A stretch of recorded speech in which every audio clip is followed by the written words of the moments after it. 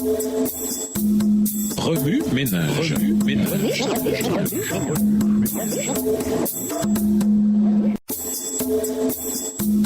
Remue ménage.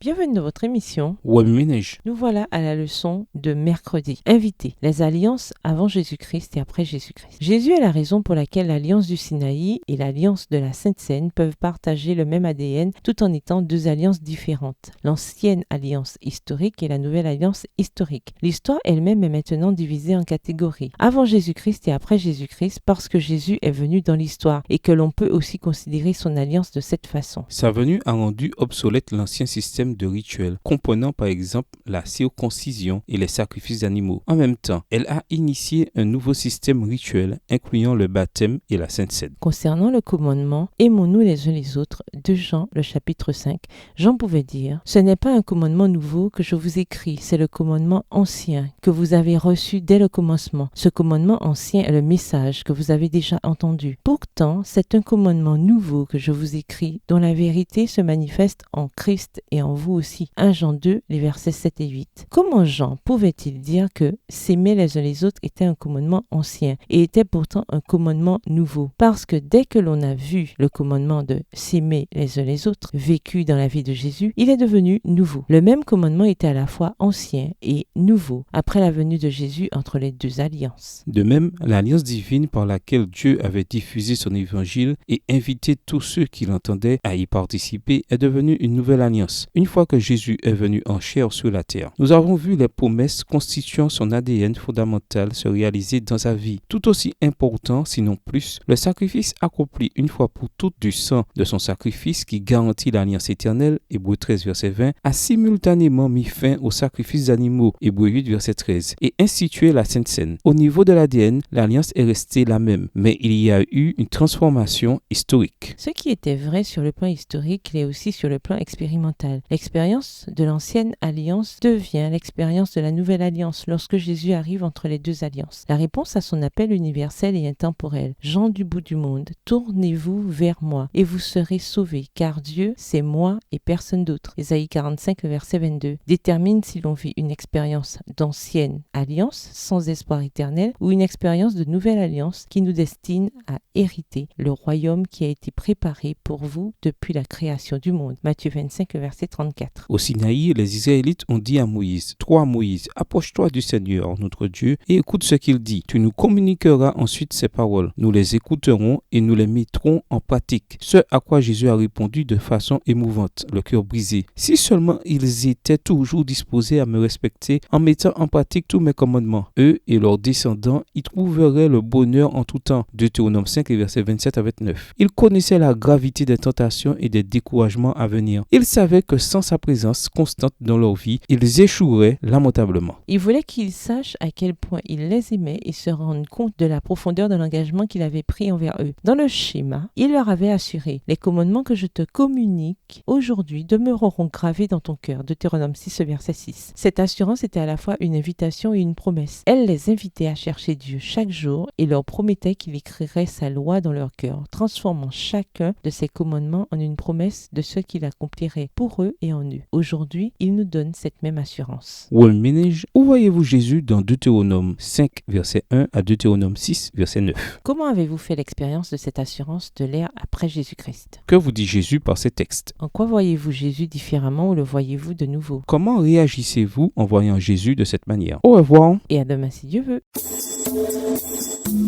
Remue ménage. Remue ménage.